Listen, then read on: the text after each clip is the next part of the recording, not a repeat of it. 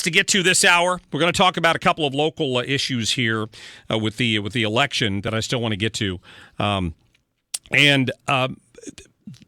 What do we talk about every time, inevitably, that there's some sort of a big shooting scene of some sort? Like, for instance, at a school. It's a gun-free zone. Nobody there has guns. There have been debates in this country about whether or not to let school teachers carry concealed. So in the event that some lunatic decides to go in and shoot up a place, there's somebody there that can shoot back. They run drills on it all the time. There's an effort underway in the state of Missouri right now to try to do away with these gun-free zones. And the liberal groups are fighting back on it, of course, because that flies in the face of what they're trying to do, which is restrict your rights even more if you're a law-abiding citizen. We're joined right now by Alexandra Salsman, who's the political director for the Missouri Firearms Coalition. Alex, how are you? I'm good. How are you? Thanks for having me. I'm doing fine. Do you prefer Alexandra or Alex? Alex is fine. Okay, all right. Alex and I are friends on Facebook, and I just want to be sure which way you're comfortable me referring to. So thank you for that. I loved your piece that you put on your Facebook page earlier about this week about your fight down in Jefferson City to try to get this legislation moving forward. So first of all, tell my listeners a little bit about it. Well, we are the Missouri Firearms Coalition, and we are a no-compromise gun rights lobby. So we exist to stop gun control. We advocate for pro-gun legislation, and we expose candidates that try to take away our rights. So the fight that we have this year is with gun-free zones, and we are pushing HB 630, and that would simply remove the deadly gun-free zones that are on the books here in Missouri. Those include things like the bans on churches, campuses, hospitals, mass transit systems. Everyone knows that gun-free zones like these are the favorite targets for criminals who are looking to target innocent people. So we're trying to roll those back and repeal those out of the state code this year. It just makes so much common sense. I can't believe it. It puts a chill down my spine. I've often wondered for people who on the left who want to come out and argue that there should never be a gun in a church, or there should. But the thing about it is that criminals don't follow the law. That's why they're criminals. And I wonder how many of these people ever think about the fact that when they're at a movie theater or they're at some other open event, there may be somebody standing right next to them who has a concealed firearm, who's a legal firearms owner, who in the event of something going bad, they're going to be very thankful that person is there. But in the meantime, if they knew the person had a gun, they'd get all freaked out about it for no reason. I've never been able to understand that line of thinking. Exactly. And, the bottom line is that these policies, they're killing people. I mean, you look at the nightclub incident in Orlando or the church shooting in South Carolina, and these gun-free zones are the target of criminals who want to hurt large amounts of people. And, we don't think that the state has a right to tell someone when and where they can't protect themselves. These gun-free zones, the mass shootings happen in gun-free zones, something crazy like 97% of the time. They look for them. We need to pass a bill like this year so that we don't find ourselves in the headlines of another tragedy like this. What's the bill number again? 630, HB 630. Okay, and where does it stand right now? Has it gotten a vote in committee? Is it out of committee yet? Well, we've passed one committee, and right now we're actually scheduled for a hearing on Tuesday, 4 o'clock in Jefferson City for the General Laws hearing, General Laws Committee. So we have a long way to go still. We're coming up at the deadline for session, so we still have to get this bill through this General Laws Committee.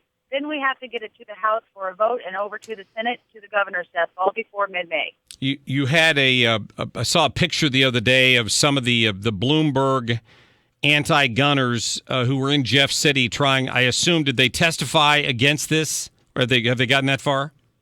Well, some of them testify, yeah. Usually they're just there for moral support. Usually it's just, their leaders, their ringleaders that are up there testifying.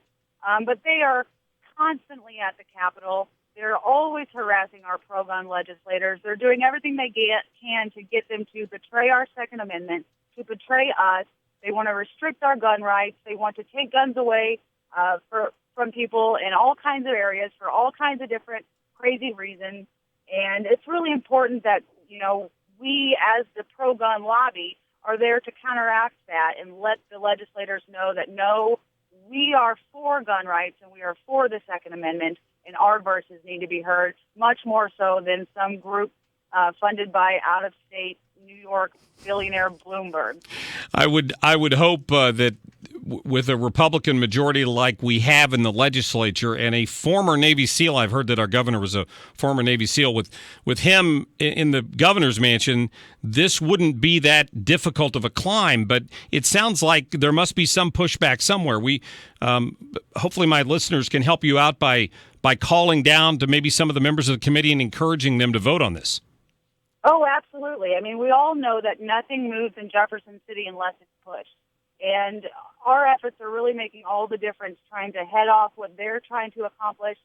The Bloomberg group is trying to accomplish in Jeff City, and then with the efforts moving forward for HB 630. So if you have listeners that want to get involved and want to stand on the front lines with us in defense of the Second Amendment, we're fully advocating for the full restoration of your Second Amendment rights all across the state. You can follow us on Facebook at Missouri Firearms Coalition. We always give a lot of updates. I'm always shooting videos from the Capitol and letting people know what's going on, telling you who to call, which committee members need to be contacted, that sort of thing. Or you can go to our website at MissouriFirearmsCoalition.org and join us, become a member. We can send you a T-shirt and a decal, and every dollar that is donated from all of the small donors across the state goes a long way to help try to offset the money that's coming in from the Bloomberg group. Right. Yeah. And if you go to that website, by the way, MissouriFirearmsCoalition.org, and click on the story about HB 630, there's a list of legislators on there. Are those legislators the ones on the General Laws Committee, or were they the ones on this original committee? Do you know?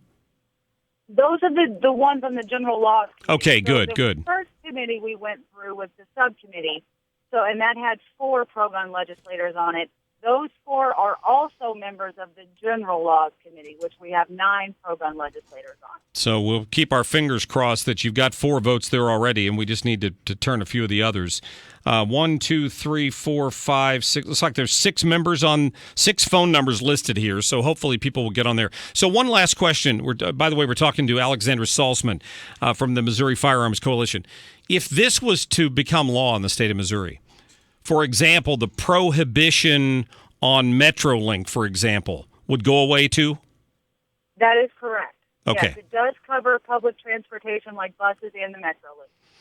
I tell you, it just makes so much sense to me, particularly in light of the fact that on Tuesday in the city of St. Louis, we are very likely to elect one of the biggest anti-gun alder people in the city of St. Louis, which is Lyda Krewson, because the Democrat traditionally wins these races. We're hoping Andrew Jones pulls the upset, but in the event that she wins, she's got her own anti-assault weapons ban loaded in the board she wants to pass. I mean, this couldn't come at a better time, in my opinion.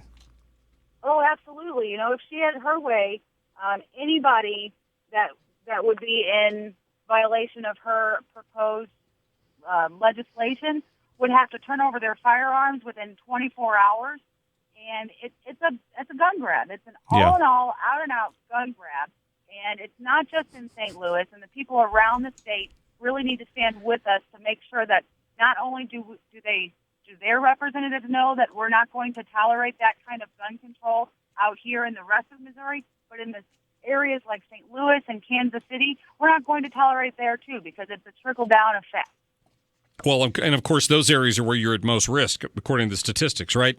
So, yeah, thank you so much. Alexandra Salsman, thank you. The Missouri Firearms Coalition.org is the website. You can go there and find out more information about what they're trying to do there. Listen, I appreciate you giving me some time on your Friday. No problem. Thank you for having me. Anytime, Marc. Good luck, and keep us updated, all right?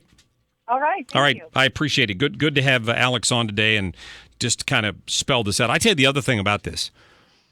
Now, Lyda's bill, her proposed assault weapons ban, the last time I checked, had not gotten voted out of committee yet. Although there's been some news on here about it. If you read this thing, if you understand the first thing about firearms, you'll shake your head. You'll wonder who in the world did they get to write this bill? Because the ignorance of magazine capacities and just the language that's used, it looks like somebody got out a dictionary and used it to write it, but didn't really have any idea what they were writing about.